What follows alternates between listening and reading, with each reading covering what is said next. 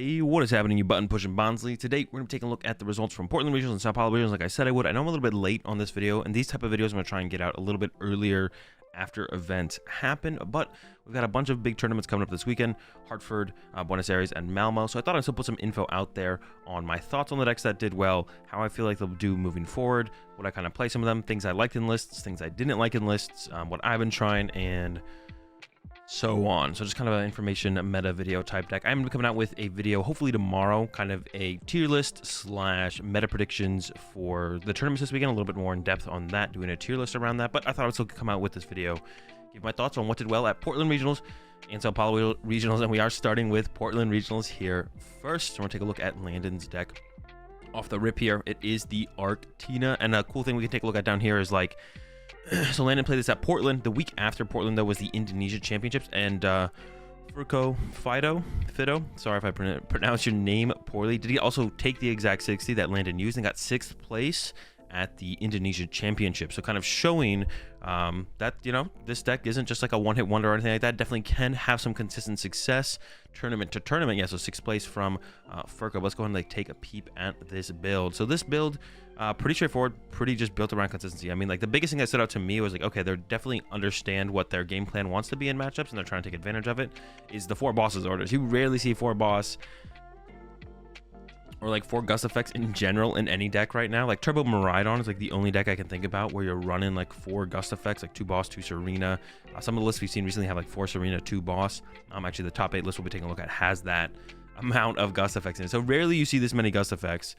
But Landon went all in on the boss's orders as far as they could go. Still could have played some Serenas past that, but chose not to. And of course, the strength of this deck is the Path Judge combo. It's a win condition in like every single matchup, or pretty much every single matchup, and extremely strong, stronger against more or some than others. And then Arceus has always been a super powerful Pokemon combo. That was something that can basically one-hit KO anything in the format. It does sometimes need the Cleansing Gloves or the Choice Belt to get those one-hit KOs, but it can get there. I mean, that's like a pretty powerful combo right there, right? So this deck is really just built around being consistent, putting out big damage, or having the potential to put out big damage, and consistent pressure turn 2 on with Arceus on, backed up by the Judge Path combo. I think Arctina actually is pretty solid right now, and I actually think Arctina is my favorite of the Judge Path decks. So you got Arctina and Mew. Really not a big fan of Mew right now at all in the meta. It keeps showing up in top 8s though, so maybe I'm just kind of being a little bit more judgmental. But I think if you're looking to take advantage of Judge Path, I would go the Arctina route, I think, for sure. I would go the Arctina route, the Judge Path. The only thing that I think is a little bit iffy in this deck is the Trekking Shoes. I played a little bit with Arctina because PTCG Live wasn't really letting me play that many games, so I only got to play a little bit, where I cut the Trekking Shoes and I cut 2 Research, and I added in 4 Adventurer's Discovery to just kind of try it out, and it felt pretty good, to be honest. I don't know if there's something there or not, but I definitely recommend maybe trying that out yourselves and seeing how it feels, because that felt pretty good. But I think the Trekking Shoes in general, I think after playing a couple games with the Trekking Shoes in there, I think they can just be replaced for cards that do a guaranteed effect. Either a 4th Arceus V-Star. Capturing Aroma has been popular in some of these Arc B-Barrel decks as well, so that'd be something to try as well. Cutting the Trekking Shoes for some Capturing Aromas, because yeah, early turns, the most important thing to do really is just to find Pokemon, to be honest, and that's why I kind of tried that Adventure's Discovery type build. So yeah, I think I would do the cut the Trekking Shoes. I think should go for something. They didn't feel very good. They didn't feel very productive when I was playing the deck. Of course, you never know what they can get, and they can kind of get anything, which is like a potential plus from any card, right? 8 being able to get literally anything is not like a bad thing. Of course, we saw how powerful Squavette can be with doing that. Literally gets you 1 card, but it could be anything, right? So, but yeah, Trekking Shoes I think should go for just things that guaranteed do something. I don't think you need that extra dig through your deck with the Trekking Shoes in a deck like this. I think it already has all the options it needs. But everything else about this list, I love the split on the switch cards, 1 switch, 1 escape rope. I think you can make an argument for a 2nd switch in here to try and conserve energy instead of harder treating stuff, so you can keep the energy in play to use with the lost impact of Giratina. 4th Research would be like another thing to potentially play over one of those Trekking Shoes, like 4th Research, 4th Arceus V-Star, I think is where I went initially with my thought process of making the cuts. The energy line, I love V-Guard energy. I think you'd want to play more if you could, but I don't think you can like sacrifice playing less basic energy, and you obviously don't want to cut back on your double turbos at all. And then you definitely need to play the Choice Belt. And the Cleansing Gloves is not necessary to play, but I do, and actually I like it a little bit less moving forward, but it's still probably correct to play it. The Cleansing Gloves allows you to get 1-hit KOs on the Gardevoir EX. That's kind of the biggest thing, because Choice Belt gets 1-hit KOs on the Mew VMAX. It can help like Arceus get to the 230 number, which is effectively the 220 number, or the 230 number against Dragonite. I guess that is still relevant, to be honest.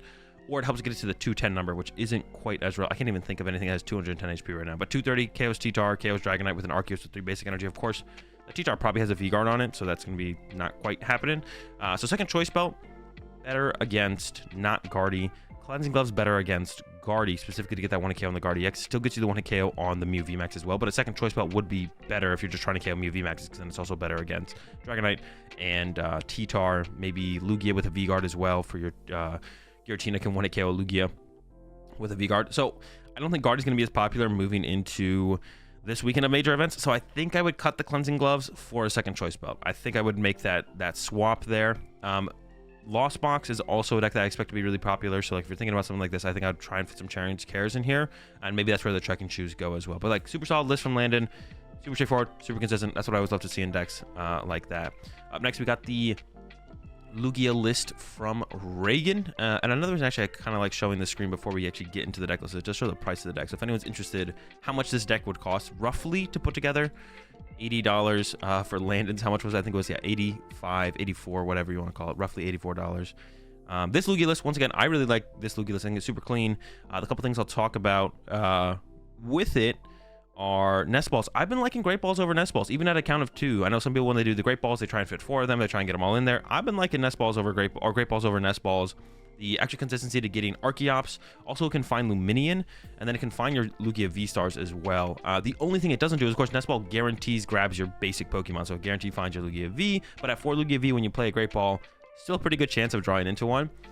But the Nest Ball also like guarantees the T-Tar, the Urshifu V, the Yveltal, so it does all those things. But yeah, in my testing, it feels like the Great Balls are slightly better, just a little bit better. The Nest Balls are still good. Great Ball feels just a tad better though, just because it can find Archeops. That's like the main thing, is it finds Archeops, get those to the discard pile. I mean, that's like your whole game plan, right? That's what you're trying to do. But I think Urshifu is basically the standard in here, the Urshifu VMAX, and I would definitely keep it moving forward, because if you're playing against a different Lugia deck and they have Duraludon or Urshifu, you want Urshifu. You play against Arcdur, you want Urshifu. You play against Guja, Duraludon's better, but I think for the other reasons, you're going to want Urshifu. So I would play the Urshifu VMAX for going forward. I'd definitely keep that. I am not a fan of Pumpkaboo, but Mew is still pretty popular, and Arctina is definitely going to see a spike going into this next weekend. So I think you have to play Pumpkaboo right now. Where the meta is right now, I think you have to play Pumpkaboo. I've been liking the 2 Mesagoza, 2 Collapse Stadium. Been definitely liking that over the Pumpkaboo. But I do think if like Arctina just kind of has a surge in play going into this weekend of events and then kind of falls off after that, and Mew maybe takes another dip down lower, then I would probably cut the Pumpkaboo for a 4th Stadium, because there's really not that much path in the format, but I think there's just enough to the point where you do want to play the Pumpkaboo. Another reason to play Great Ball is Great Ball can find Pumpkaboo. Nest Ball, putting Pumpkaboo in play does not allow you to use Pumpkin Pit. So the last card to mention is kind of Penny. I think it's a little bit of a floating slot, but I think Reagan definitely showed off the power of Penny in like multiple scenarios throughout the tournament. So I do like the Penny, and it maybe does just fit that slot best. You probably do want to play something so you don't get Mawile cheesed if you go up against like a Sablezard. So Thornton or Penny are both good options, but the Penny does seem a little bit better, a little bit more liability control and bench control on your side of the field, especially up against the Lost Box decks, is a little bit better, whereas the Thornton is not quite as good at helping deal with Lost Box. I think the Penny is like pretty consistently good against Lost Box, so I'd probably keep rocking the Penny. And if you hate Pumpkaboo as much as I do and are just not going to play it, then Second Collapse is also great against Lost Box as well. So it's another reason to play Collapse Stadium, because Lost Box is going to be the most popular deck this weekend for sure. Grant Manley with the Lost Box. I effectively played the same list as Grant. We had 1 card off of each other, and you can even see down here as well, Grant got 3rd here at Oregon, and then at the Bogota special event, don't know how to pronounce it, don't hate me, we saw Carlos getting 7th place. So once again, you can see a little bit more really cool feature here on the Limitless side, so you can see like, okay, if more people are picking up the list, how are they, the exact 60, how are they doing? Sometimes you have to dig a little bit deeper than that and be like, okay, this other person effectively played the exact same list, but it's 1 card off, so they wouldn't show up here if they played the exact. This would only people who play the exact same 60 of a list. So Carlos with the playing this list in the event after Grant played it. But if Carlos had changed just 1 card, they wouldn't show up here. So sometimes you have to go, dig into the results a little bit and be like, this exact 60 of Kyogre isn't, still top 80 in the next event, but it's like a list that's 1 card different is okay. Well, we can still kind of add that to the value or the consistency of a Kyogre deck in general.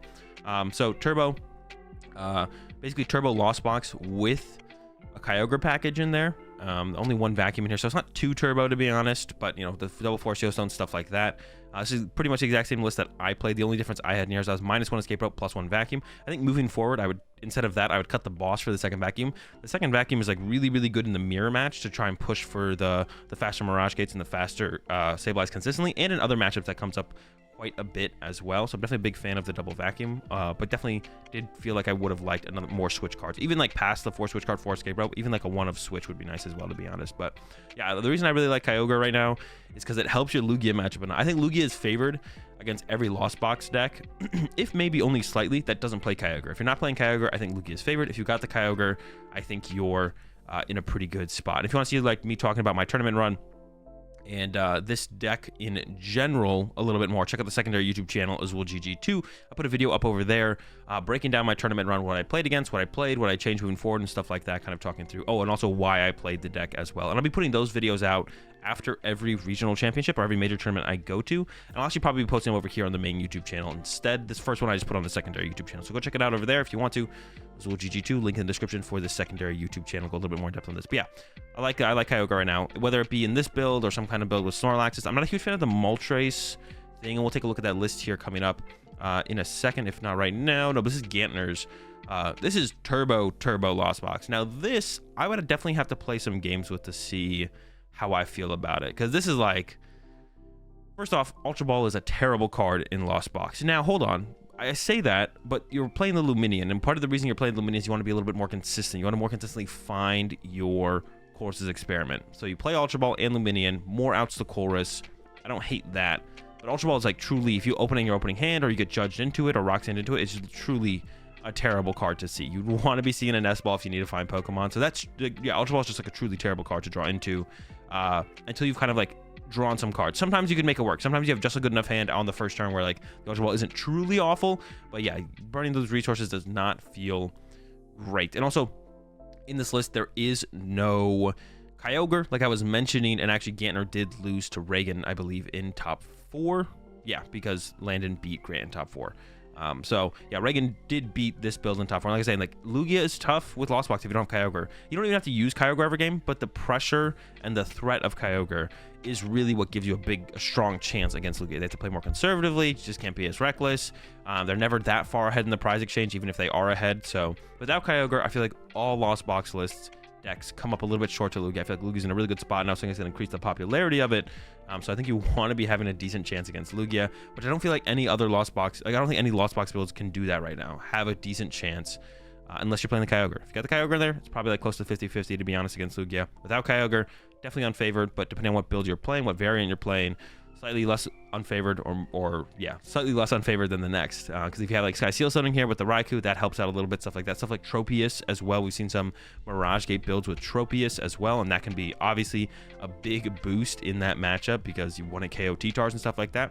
So this build, I just don't have too many thoughts on it. Like I said, Ultra Ball sucks in Lost Box decks, but when you're trying to maximize consistency by having Luminion, Ultra Balls do make sense.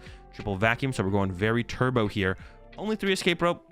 I don't like the 7 switch cards. I don't know if it's worth playing another vacuum over -1 switch card. It might be. The trade-off might be worth it there, to be honest. And then like the comeback in this one for the mirror match, you got the Roxanne.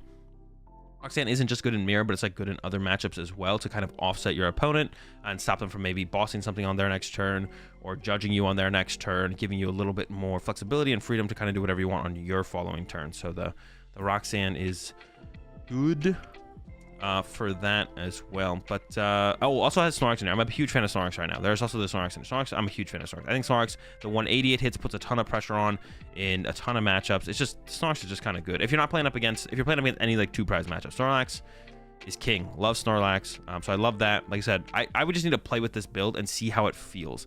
The Ultra Balls, the Luminion, Triple Vacuum, only 7 switch cards. How does it feel? This one I'm like super unsure about, but I do have like an idea of how I feel about Ultra Ball in Lost Box decks, so like that already like makes me not fall in love with this build immediately. But it's definitely cool if you're trying to go turbo, trying to go fast, the fastest, then go this. I also heard Gantner say that in the mirror match with this build, Gantner's strategy is to actually go first, whereas like most builds have been leaning towards the idea of going second. Go first and actually play for a turn 2 Sableye, which is pretty tough to do. Getting 10 in the loss zone on turn 2 is pretty tough. You'd have to go triple Comfey, and then next turn triple Comfey, Colress Vacuum, or 2 less Comfeys and do double Vacuum, which is possible, especially with triple Vacuum, but that still seems like a lot. But yeah, I heard Gantner talking throughout today about how they wanted to go second or first in mirror match, which most people are choosing to go second. First in mirror match so they could turn 2 attack with Sableye. Usually people want to go second, not first. Gantner wants to go first. Most people want to go second, so you can just like turn 2 attack with Cram, or turn 1 attack with Cram, and then kind of build up into your Sableye from there, because that's 2 Colress's over 2 turns instead of 1 Colress over 2 turns. So that way, theoretically, if you go second, you're actually getting off the first Sableye attack. You go second, Colress, double Comfey. Next turn, Colress, double Comfey plus a Vacuum. Boom, you're Sableye, you're cooking from there. But if you go first, you're not going to play Colress on that first turn. So getting turn 2 Sableye going first, that seems pretty difficult, but I don't know. That's something I definitely would try doing. If Gantner said it works, or that's the plan with this build, then I would definitely give that a shot. But yeah, turbo. If you're looking for that turbo type of build of Lost Box, an extra couple turbos, this is the build for sure. Now, is it worth it to go that turbo? I'm not sure. I'm not sure yet on that one. All right, so this is the build Szymanski. I've kind of just been calling this the Moffat build, because Nicholas Moffat played this kind of build first in EUIC.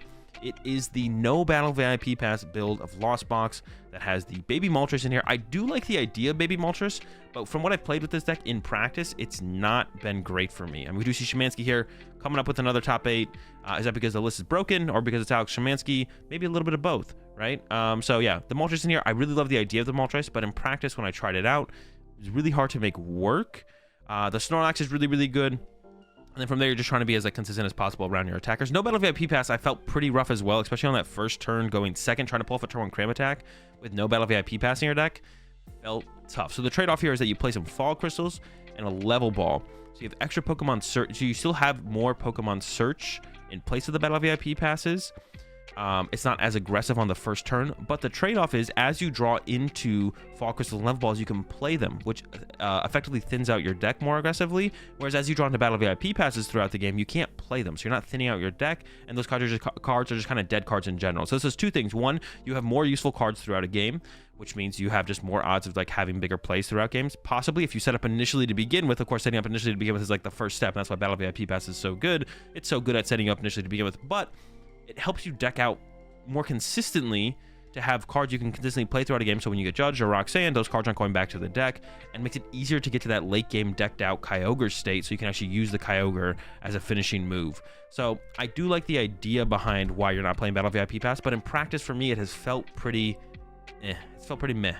Yeah, it's felt pretty meh. It hasn't felt great. I do love Snorlax, and actually a build of similar to this that I had been trying was instead of the Moltres in here and no Battle VIP Pass, you put the Battle VIP Passes back in, you cut Moltres for second Snorlax. You have 2 Snorlaxes, heavy hitters. You got your Crams and Sableye still, of course. The Greninja is an attacking option, and then you have Kyogre for the late game. But, you know, another top 8 here for Szymanski. Another solid finish as well. Like Moffat did get top 16 at UIC with, like I said, a very similar build. So I think there's something here. And I just need to put more time into it. But that's kind of the reasoning behind the no Battle VIP Pass. And then Moltres, a really solid, hard-hitting attacker in a lot of matchups.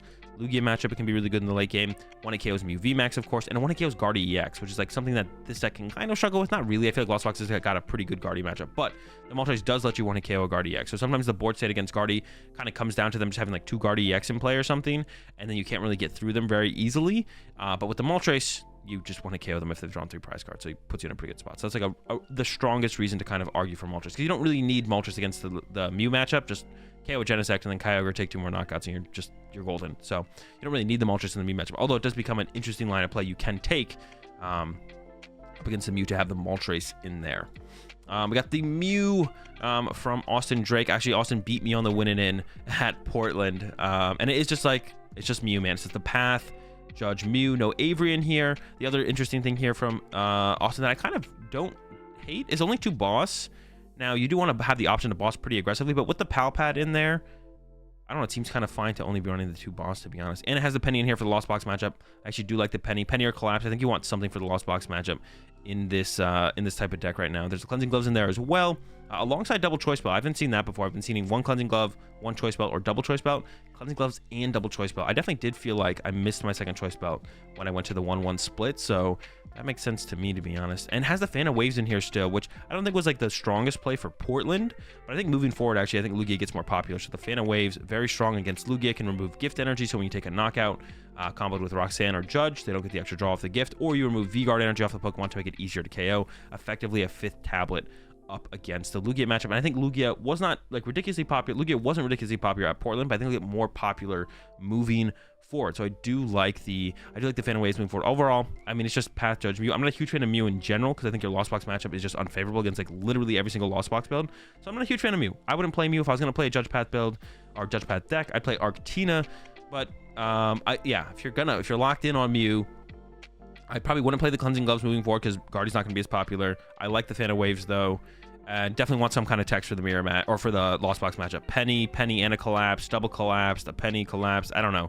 Just get it in there because you need it against Lost Box for sure. Next, we got this Miraidon build from Anthony Perez. Really cool build. I've been hating on Miraidon a lot since its release, and I'm still hating on it. I still don't think Miraidon's great. I don't like it. I don't think the deck's very good. But it doesn't mean I can't think a build is cool. And I actually think Miraidon is a super powerful Pokemon. I just think in the meta, it's not good. I'm always very objectively competitive-minded around Pokemon. It doesn't mean I don't enjoy a good meme deck here and there. And I'm not saying Miraidon is a meme deck, but it definitely is a less powerful deck than I think a lot of the top decks in the current format. And I still personally would not bring Miraidon to a tournament. But if you are a Miraidon stan, I would definitely check out this build from Anthony because I think it's really, really cool. So it's a Flaffy type build. So you're not playing the Regieleki VMAXs to build up your damage to get big one knockouts that way. You still have just as much early game aggression potential. You're not as consistent about your early game aggression because you only play like a 13 basic lightning energy. You still have the 4 generators, but you know, we've seen lists with like 15 or 16 basic lightning energy. So those are going to get a little bit better with your generators. But Anthony thought this was enough to be able to pull off those big turn 1 attacks, which is definitely very important for Miraidon. If you go second, you better be knocking something out or you're losing the game. So make sure you're getting that KO or hope your opponent's dead drawing, I guess. But instead of the VMAXs, the Regieleki VMAXs, to back up your early KOs with some bigger one-hit KOs later on, you've got a Flaffy lining here to accelerate energy into play, and then you have the Raichu V with that dynamic spark attack. You may discard any amount of lightning energy from this Pokemon. From your Pokemon, excuse me. This attack does 60 damage for each card discarded in this way. So that's how you get your big one-hit KOs around your early big KOs with the 220s. You know, stuff has more than 220 HP in the format. You got to be able to one-hit KO that as well. If you're not taking a one-hit KO every single turn as Miraidon, you're also losing the game. And then for the Lost Box matchup, there's a little bit of disruption here with the judges. And then there's the 2-1 Magnezone V-Star line that has the Electro Star, 90 damage to 2 of your opponent's bench Pokemon. So that's a pretty good prize trade into Lost Box for 2 Lightning Energies. Also 270 HP as a 2-prizer, which is also very, very good. But they have Manaphy, of course, but the way you deal with Manaphy is the Magnetic Tension attack for Lightning Color. Switch one of your opponent's bench Pokemon with their active Pokemon, excuse me. This attack does 40 damage to the new Pokemon. Manaphy's weak to lightning, so you just one-hit KO the Manaphy with the Magnetic Tension. If they don't KO your Magnezone V, you evolve it into the V-Star and then use the Electro Star. Or if they do KO it, you hopefully have your other Magnezone V on your bench and you evolve that one to the V-Star, and then you Electro Star for 2 prize cards on 2 Comfeys and kind of go from there. Hopefully comboing that with some disruption from the judge. And like I was talking about gust effects, this one has plenty because your game plan is to be really aggressive, especially up against like the Lugia matchup or the Mew matchup. You're gusting every turn, every other turn, probably every turn. 4 Serena, 2 bosses orders. And then the interesting part in this one as well is there's the Arvins in here. 3 Arvin. Of course, finding Electro Generator early is really important. Finding a Nest Ball off the rip is also really important, or just some Rhydon in general, because that really just sets up your whole field really aggressively. So finding one of those, so Arvin can do that.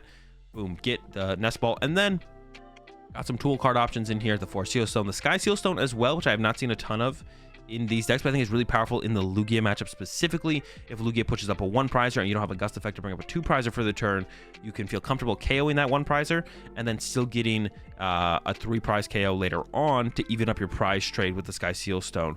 And there's an EXP share in here as well to conserve some energy. Beach Quartz, like I said, the 3rd lane lightning. So this list is really cool. I said I'm still not a big fan of Miraidon, but yeah, Anthony, another top 8, or Anthony with the top 8, another top 8 from Miraidon in general. Got top 8 at UIC as well. Maybe I got to give the deck a little bit more credit, but still, every time I play the deck or play against the deck, I feel like it doesn't hang with the top dogs, doesn't hang with the Lost Boxes, doesn't hang very well with the Lost Boxes. I had another deck I was going to mention. Guardy, I think it struggles against as well, and I don't think your Lugia matchup is like anything special. I think you're about 50-50, and maybe it's even, or 50-50 if they have the Stone Journer. Maybe you're slightly favored if they don't have the Stone Journer, but still really close. But coming up short against a Lost Box matchup is the big deal there. And also with this build specifically with no Drapion, I actually don't know how your Mew matchup goes, to be honest. Judge Path, especially early paths, going to be a little bit tough to deal with. Like using the tandem unit early on is such a big deal. I think your Mew matchup might be kind of tough for this one as well. Just Miraidon in general. So yeah, not a huge fan of Miraidon still, but this is a really cool list. So if you're a Miraidon stan, definitely check this out. If you're going to play Miraidon no matter what, maybe put down the Lucky VMAXs. Maybe the Flaffy is the way to go. So definitely give it a check out. Definitely a very cool deck. Up next, we've got the Arceus Duraludon from Nathan Stratford. I actually played against Nathan in the tournament. We ended up tying overall. It was a very close set. I thought I was going to get stomped, but the power of Kyogre plus Echoing Horn plus Dragonite can do enough against these Arceus decks. And we can see here, Nathan, top 8. And then we also saw Camden Freeze. Pretty cool last name, actually. Camden Freeze. 26th place in Oregon as well. So once again, you can kind of see this deck is just showing up for not just one person. We've got 2 people, 26th place, not bad either. Now, this deck has got a whole bunch going on. So I'm going to go over some of the stuff in here. I don't know all the strategies that this deck wants to apply because I haven't actually played it, like, at all. But you got Arceus and you got Duraludon. We saw this win the tournament in EUIC from Alex Shemansky. So pretty good baseline strategy, right? And then you have Umbreons in here, specifically very good up against the Guardy matchup. Allows you to aggressively gust up their 2-prize Pokemon, as well as it's a way that you can one-hit KO a Guardy EX, which is also a pretty cool tool to have around, a way to one-hit KO Guardy EX. There's no Vulpix in here like we saw on Alex Shemansky's list, but most of the Guardy decks are a little bit more prepared for the potential of a Vulpix than they were at EUIC, so it makes sense you won't want to lean too heavily into that strategy, but still a pretty good matchup, to be honest, I think, nonetheless, going up against the Guardy deck. So we got the Alakazam and the Hawlucha in here, which is definitely probably pretty curious at initial glance, but the reason this is in here is mostly for the Lost Box matchup. The strongest attacker from Lost Box into the Arceus deck is Dragonite. And what does Dragonite do? It does 250 damage, which is a lot of damage. You can one-hit KO all the V Pokemon, but it also spreads 20 damage to each of your bench Pokemon. And there's no way your Lost Box deck is functioning with the Dragonite unless you put 2 to 3 Comfeys in play. So from there, you can get Alakazam in play, start moving some damage around, and then also use Hawlucha to clean up knockouts on those Comfeys. Or to get the one-hit KO on the Dragonite, potentially, you can move 2 damage counters from the bench, I don't know, Comfey, up to the Dragonite, and then you can use Arceus with a double turbo and a basic energy plus a choice belt, and that is actually enough to one-hit KO the Dragonite from there. Then ideally you combo that with a Lost City the Dragonite so they can't recover it with Clara, and you just win the game. So crazy combos to be pulled off in the Lost Box matchup, which is super cool. You got the Duraludon plus the Arceus plus the Umbreon for a ton of situations, a ton of matchups. The Umbreon is also really good against Lugia to help you kind of chase down their potential Duraludon or Single Strike Urshifu, because KOing that and removing that from play is important. And paramount, is that the right word to use here? Or just something essential for you to get the dubs against Lugia. You got to deal with their Urshifu, because pretty much everyone's going to be playing that Single Strike Urshifu moving forward. So you got to bring it up, punch it. You can also one-hit KO it with Karen's Conviction as well. Once they've KO'd a Duraludon and an Arceus, this will be doing plus 100 damage. So your Duraludon will be doing 220 plus the Choice Belt, or maybe some shenanigans with Hawlucha. You probably don't want to put Hawlucha in play because that'd be like an extra prize card they could chase after. Then you go Karen's Conviction, Choice Belt, second Duraludon actually one-hit KOs their Urshifu. And there's Volo in here, very strong against the Lost Box matchup to remove liabilities in play, but just kind of in general against any matchup. If you put an Umbreon in play early or the Luminion in play early up against any matchup where, specifically like maybe the Lugia matchup, where they could all of a sudden chase around your Duraludon the whole game and draw 6 prize cards, all of a sudden you can Volo, remove that from play, boom, good to go. I did kind of say, like I thought, like there's going to be some builds of Arceus. Arceus something is just good. Now, what is it best with? Who knows? Arctina seems to be really good around Arcdura and friends, whether it be the Shemansky build with the Vulpix, now it's evolved into this Umbreon VMAX build with Radiant Alakazam and Hawlucha, also seems to be pretty good. So yeah, Arceus I think still moving forward. Arcdura probably still of some form is good. Is it with the Umbreon? I don't know. I've played 0 games with this deck. I do think it's really cool. I definitely think you should check it out. But yeah, definitely some potential here for sure. All right, let's get into the next regional. We got the Sao Paulo regional. We don't have all top 8 decks. We only have 7 of them here, and then there's no other day 2 decks to take a look at, but still quite a bit to look at and work with. And Lost Box did take the dub here. I don't think we've seen Lost Box kind of take a dub in a while, and it was a just kind of straightforward turbo build, double vacuum, double forest seal stone. Did have the Sky Seal Stone in here as well, so you've got the double boss to work with that to try and pull off those big Sky Seal Stone plays. Raihan, yeah, just a turbo Lost Box. Turbo Lost Box is good. It's not my favorite build right now. Like I said, I do like something with Kyogre because of the Lugia matchup, but the Sky Seal Stone, to be honest, plus double boss might be enough to get these more turbo builds over that that Lugia matchup, get that up to maybe like a 50-50. The Rocket being able to get a triple prize card knockout on that Lugia V-Star, whether it be early when they leave it in the active or chasing it later with the boss plus Sky Seal Stone, might be enough to actually win that matchup. But the million of the Cheetar plus the disruption of the Judge does make it hard to kind of line that play up aggressively. So, but yeah, Turbo, Lost Box, nothing really else to say here. A couple interesting choices. Usually we see like a 1-1 split on Sky Seal Stone, Force Seal Stone. They went with the 2 Force, 1 Sky. Raihan is not something you see very often here, but I do like the double boss. I'm a big fan of double boss. You don't see that all the time. Yeah, definitely a double boss stan. I am. Second place, we had that Mew VMAX, and this one has the cheesy Pidgeotto V Dreepy package in here. So besides that, pretty standard, straightforward as far as Mew goes. Heavy on the Judge, the Path. We do see the side lead in here, but you do kind of need that to potentially recover resources to pull off this combo. There is a Lost City in here, which you don't see all the time, but of course definitely very good against decks that play like the 1 Drapion. And then there is a Collapsed Stadium in here. Now this is good in the Lost Box matchup, but it's actually super important for this, what I do here, for this Dreepy Pidgeotto combo. So the Dreepy Pidgeotto combo is you use Mew VMAX to copy Dreepy's attack Infestation that does 10 damage during your opponent's next turn. The defender one can't retreat. Now you can use this to trap stuff like Serena, Luminion against Lugia, or if you go up against the Guardy deck, Luminion, Greninja, Manaphy, you can trap this Pokemon in the active, because a lot of the times those decks don't play switch outs. Recently, we've been seeing most Lugia decks play a Thornton or a Penny, so this strategy isn't as consistently good against that deck. And we've also been seeing Penny in a decent amount, sometimes Escape Rope, in a decent amount of Guardy decks. So this strategy isn't really foolproof right now. It's a lot better at EUIC, when a lot of people were playing a lot of less outs to it. Moving forward, I wouldn't rock this combo, but I think there definitely could be an opportunity later to make this combo work. So Mew copies Dreepy. With Infestation, you have a double turbo on your Mew, so you're doing 0 damage. They can't retreat. So your opponent is stuck with that Pokemon that they can't attack with or switch out of their active. And then to make sure you have infinite cards in your deck, you're not decking out first, you play the Pidgeot V.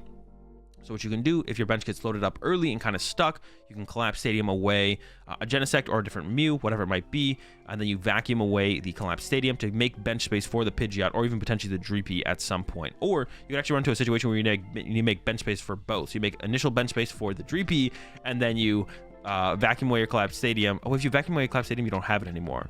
So that actually wouldn't work. You'd have to like put your Collapse in play to make a bench space, and then have your opponent bump it or you bump it, then go into the Dreepy combo, and then potentially silene it back to create a bench space for your Pidgeot V. So I guess that would still be possible, but yeah, you can't. If you vacuum your Collapse Stadium, it goes to the Lost Zone. So that doesn't quite work the way I thought it did in my head. But yeah, that's kind of the reason to play this combo. Can take advantage of it against the Guardy or Lugia matchups, but like I said, right now, I wouldn't play it. It's a lot of card investment. You not only have to play the Dreepy and the Pidgeot, you basically have to play the Collapse Stadium as well, which is still a strong card in Lost Box matchups, but not something you definitely want to play.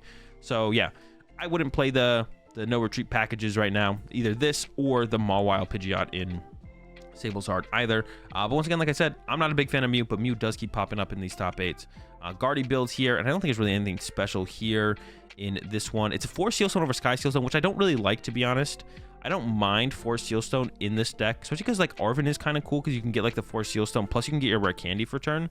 So that's kind of a cool thing. I haven't really tested that out personally, so I don't know how much I actually like it, but I don't like the absence of the Sky Seal Stone. I think the Sky Seal Stone is super important for your Mew matchup sometimes, and then also the more often I feel like it comes up all the time against the Lugia matchup, because I feel like it's really easy to fall behind in that prize trade, and then kind of need that 3 prize knockout on their Lugia V-Star at some point to get back into the game. So I really don't like the lack of Sky Seal Stone here, and definitely recommend, if you're going to play Guardy, which I don't recommend, but if you're going to do it anyways, play a Sky Seal Stone for sure. If you like the 4 Seal Stone, I don't hate it. I don't think keeping the 4 Seal Stone in there is bad. In the mirror match, it's better to use Forest.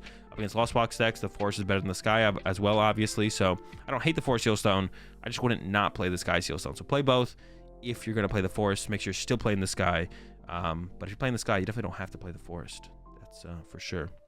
Lugia build here, and pretty similar to, once again, I feel like the list we just looked at from Reagan, a little bit different. Has the single strike Urshifu. The big difference here is it has a Thornton over the Penny as that kind of mobility card slash recovery card for your Pokemon. So like if someone boss KO'd your Urshifu V, then you could just kind of Thornton it back into play on the next turn, evolve to the VMAX, and kind of go from there. Has the Stone Journer in here alongside the Baby Yveltal. I would definitely play Baby Yveltal for sure and then maybe play Sojourner after. But I would definitely start with Baby Yveltal always. I don't think Sojourner is bad, but I think Baby Yveltal is just better in the current meta. So Baby Yveltal first, Sojourner second. Only one T-Tar, but that's probably fine. You do have the Thorin, so there's a little bit of wiggle room there. 2 T-Tar is still really good, so I don't know how I feel about that. Even with the Thorin, I still kind of like 2 T-Tar. And then the big thing here is no Mezagoza. No Mezagoza in this list. Only 2 stadiums in the Collapse to give you a little bit of more of an edge against the Lost Box matchup. Does still have the Pumpkaboo in here as well, some stadium bump. A little bit heavier on the Nest Ball than we see most times with the 3. And then on the energy as well. The still playing the regenerative energy, which pretty much everyone has dropped recently. I kind of still like it as a one of, because it's another card that's good against Lost Box, but I think probably maxing out Gifts and V-Guards to 3 first is probably a little bit better, because against more matchups, those are going to be a little bit more relevant. And also, like, turn 1 V-Guard attaches are, like, super relevant in a lot of situations. Like, if you go up against, like, a Goodra, getting a V-Guard on your Urshifu V before they could, like, Boss Choice Belt KO and stuff like that can get interesting. Of course, it's like a pretty aggressive play from a Goodra deck, but you know what I'm saying. So yeah, the lack of Mezagoza in here is like the most interesting for sure, especially for the trade-off of more Nest Balls, which I feel like the Lugia deck doesn't really come up short on finding basic Pokemon. It comes up short on finding evolution Pokemon, specifically Archeops. So I'm not a big fan of this Nest Ball count. I would almost rather see like more Great Balls, to be honest. So yeah, this thing I'm not a big fan of. Like I said, Thornton versus Penny, meh, I'm not too sure on that one either. And then Sojourner, I think is good. But definitely make sure you're playing Yveltal first. Don't play Sojourner without Yveltal. That's weird. Don't do that. Arctina. Another Arctina doing well. No surprise, I don't think.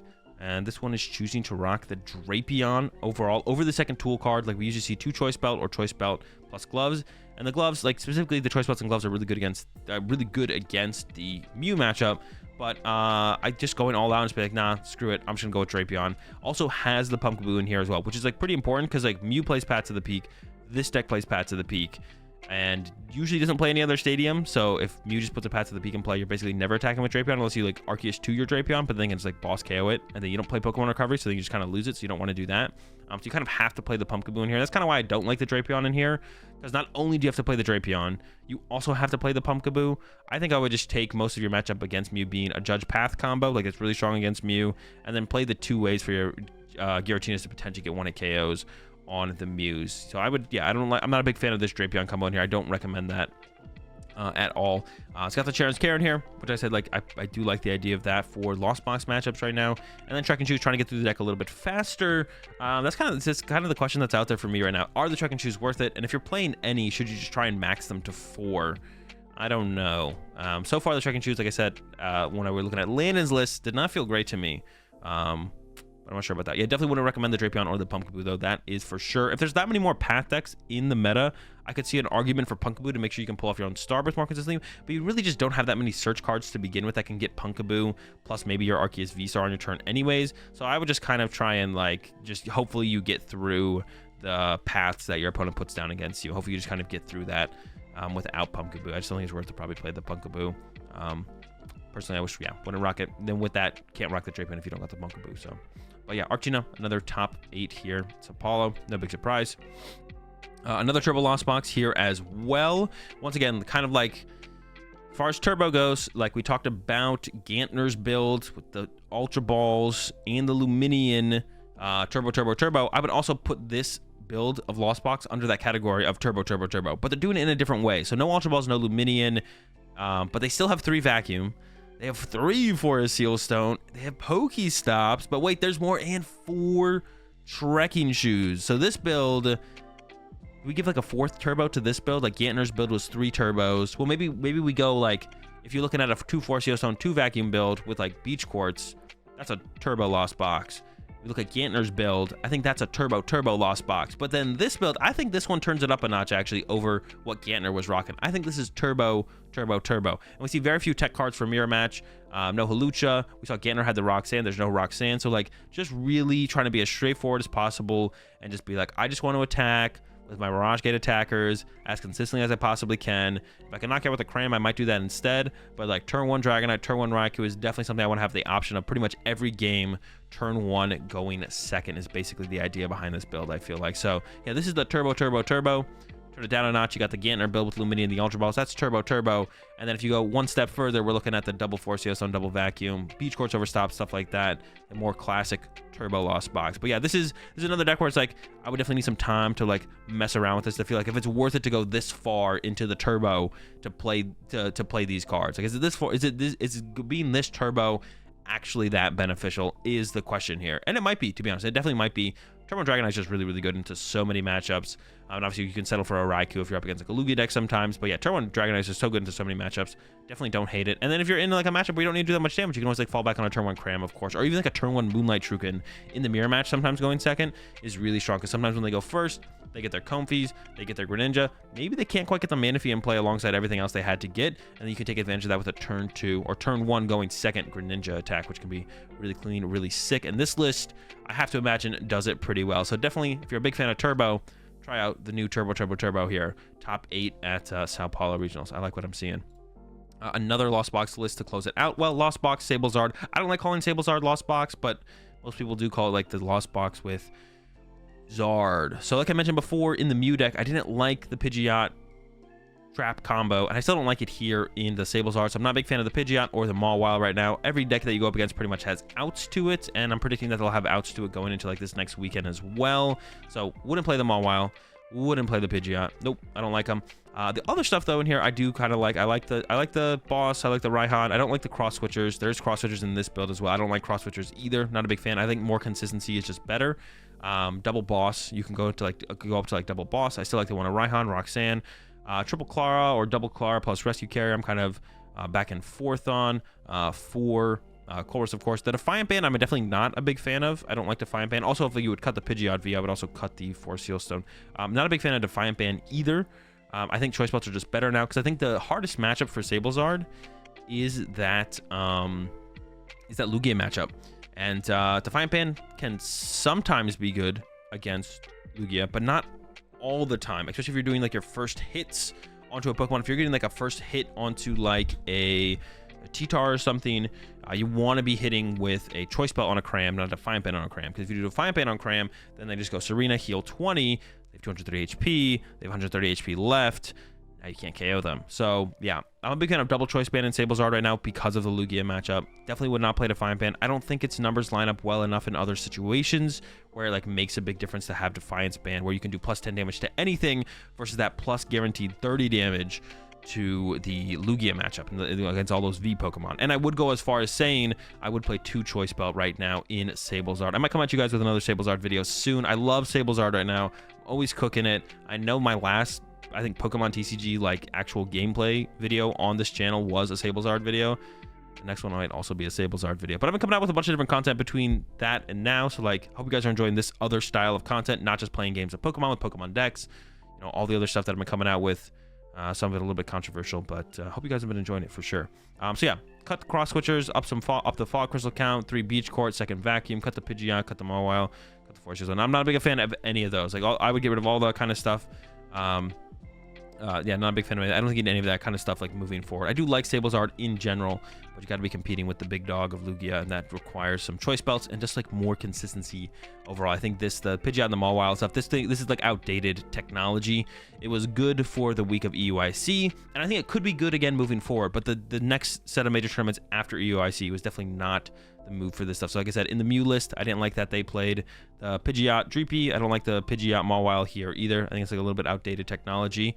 For where the meta currently is, but moving forward, I can definitely see it making a comeback. That's the last top 8 list for us to take a look at here, and that is gonna do it. I don't think there's anything else I want to say about this build. No, that's gonna do it. Hope you guys enjoyed the video. If you did, be sure to give it a like. Check out our YouTube channel, subscribe over here, leave me a comment about something. What is your favorite fruit? I'll catch y'all in the next video.